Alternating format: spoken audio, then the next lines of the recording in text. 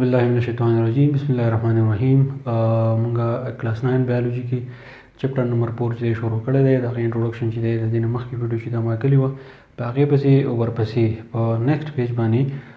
کلاس 9 بایولوژي په بوک کې تاسو وګورئ نو په هغې کې یو دوه ډیفینیشن داسې دي چې د هغې باندې ځان پوهول چې دي ضروري دي. دا مخکې نه ما ځکه لیکل دي ځکه چې زه بیا ویډیو په دوران کې لیکل کوم د هغې باندې به چې دی ټایم زیات لګي دا ویډیو چې دی بیا اوږدېږي نو دا ځکه چې دی ما مخکې لیکل دي.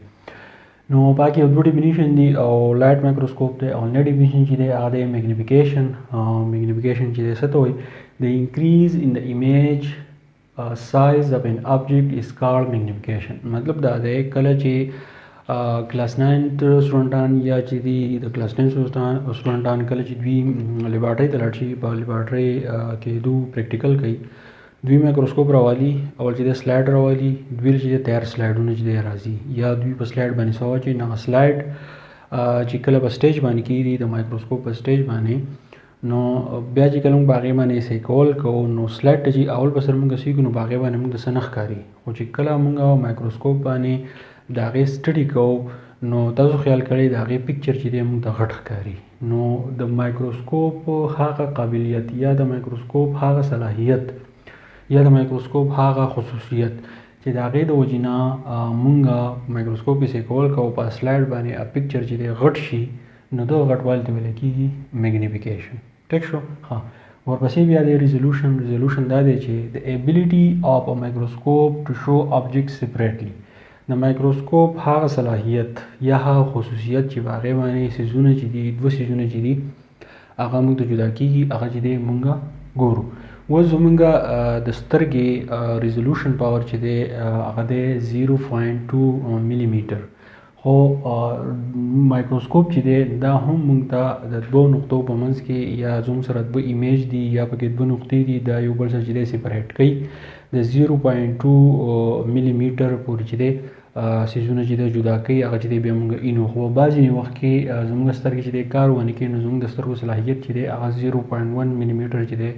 پاتې شي. مطلب دا دی دوه نقطې دي هغه چې کله موږ جدا د یو بل نه اینو نو 0.1 ملي میټر چې دی هغه موږ د یو بل نه چې دی جدا لیدی شو. خو لایټ مایکروسکوپ یا کمپاوند مایکروسکوپ چې دی هغه زموږ ته څیزونه چې دي هغه 0.2 ملي میټر پورې چې دی جدا کولی شي دوه څیزونه سپریټ کولی شي یعنې جدا کولی شي هغه بیا موږ چې دی په اسانه باندې لیدی شو. نو د مایکروسکوپ دې صلاحیت ته ویل کېږي ریزولوشن. میګنیفیکیشن او ریزولوشن چې دي دا د مایکروسکوپ سره چې دي د دواړو ډیفینیشن چې دی دا تړلي دي داسې تړلي دي کله چې موږ مایکروسکوپ باندې کار کوو نو یو چې دی په هغې باندې میګنیفیکیشن کېږي او بل دا دی چې هغې باندې ریزولوشن کېږي. نو اولنی به مایکروسکوپ موږ وایو چې لایټ مایکروسکوپ چې دی هغه څه ته وایي نو د نوم نه پته لګي لایټ مطلب دی رڼا څه چل کوي لایټ مایکروسکوپ یوز لایټ دا چې دی د رڼا په موجودګۍ کې کار کوي چې کله رڼا نه وي نو لایټ مایکروسکوپ چې دی کار نشي کولی او لایټ مایکروسکوپ چې دی دا زموږ په عام سکولونو کې دی زموږ سره موجود دي کوم سرکاري او پرایویټ سکولونه نو په دې کې دا موجود دي هغې ته موږ لایټ مایکروسکوپ وایو. نو ضروري دا په لیبارټرۍ کې زموږ سره 2 یا 3 لایټس چې دي هغه پکار دي چې ځکه چې پریکټیکل زیاتره په لیبارټرۍ کې خلک دننه کې بهر چې دی شور ډوري په سکول کې نه چې دی څوک نه کوي نو ضروري دا په لیبارټرۍ کې 2 یا 3 لایټ پکار دي چې لایټ مایکروسکوپ چې دی خپل کار چې دی په صحیح طریقه سره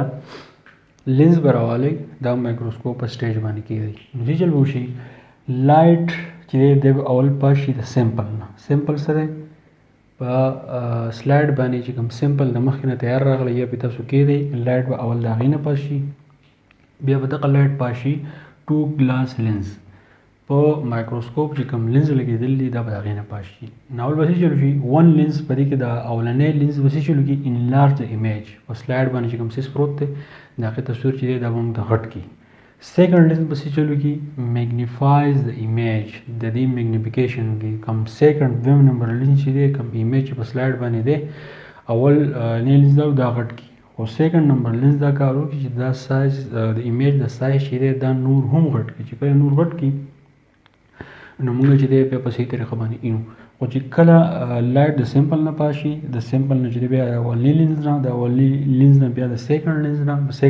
چې پاس شي نو تصویر چې دی غټ شي دغه لایټ بیا پاس شي کله چې موږ مایکروسکوپ باندې داسې کول کوو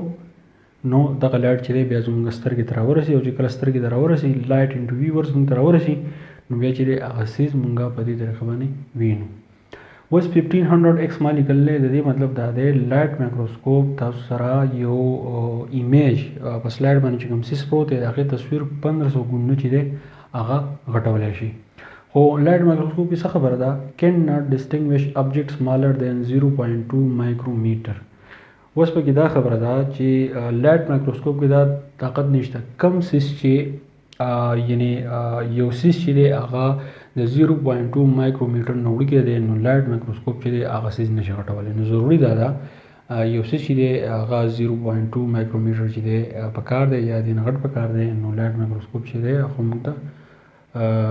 اساس چې دی غټوي بیا موږ چې د خپلو سترګو باندې وینو. نو پیر د خلاصه بیا کومه میګنیفیکیشن دی د وایي د یو سیز ایمیج غټول چې هغه هم په صحیح طریقه باندې وینو هغې ته ویلی کېږي میګنیفیکیشن. بل دی ریزولوشن د مایکروسکوپ هغه طاقت دی چې په هغې باندې دوه حصې یا دوه پوینټ چې دی هغه جدا کېږي هغه په صحیح طریقه باندې وینو. لایټ مایکروسکوپ داسې کار کوي چې لایټ مایکروسکوپ دپاره رڼا پکار ده. اول به رڼا چې دی د سیمپل نه پاشي په سلایډ باندې له پاسه کوم څه چې موجود دی دغه رڼا بیا لاړ شي د دوو لینزونو نه پاشي. آنلاین لینز دا کار وکړي چې دا ایمیج چې دی تصویر چې دی لږ غټ کړي. سیکنډ لینز دا کار وکړي چې دا تصویر چې دی دا بالکل چې دی میګنیفای کړي ډېر زیات غټ کړي نو هغه زموږ سترګو ته راورسي او موږ چې دی اینو او دا یاد ساتئ 1500 ګونه چې دی لایټ مایکروسکوپ 1500 ګونه چې دی یو سیس چې دی هغه غټولی شي خو چې کم سیس د 0.2 مایکرومیټر نه وړوکی دی نو هغه لایټ مایکروسکوپ چې دی هغه ډسټینګویش کولی نشي دا نشي پېژندلی د هغې تصویر چې دی بیا موږ د صحیح طریقه باندې چې دی دا نه ښکاري. نو زه امید کوم په دې ویډیو کې چې دی تاسو پوه شوي مخکې دوستانو سره شیر کړئ او چې اوس کوم سټوډنټان چې دي خاص کر کلاس 9 یا کلاس 8 چې هغو ته چې دی فایده ورسي. تھینک یو ډېر مننه.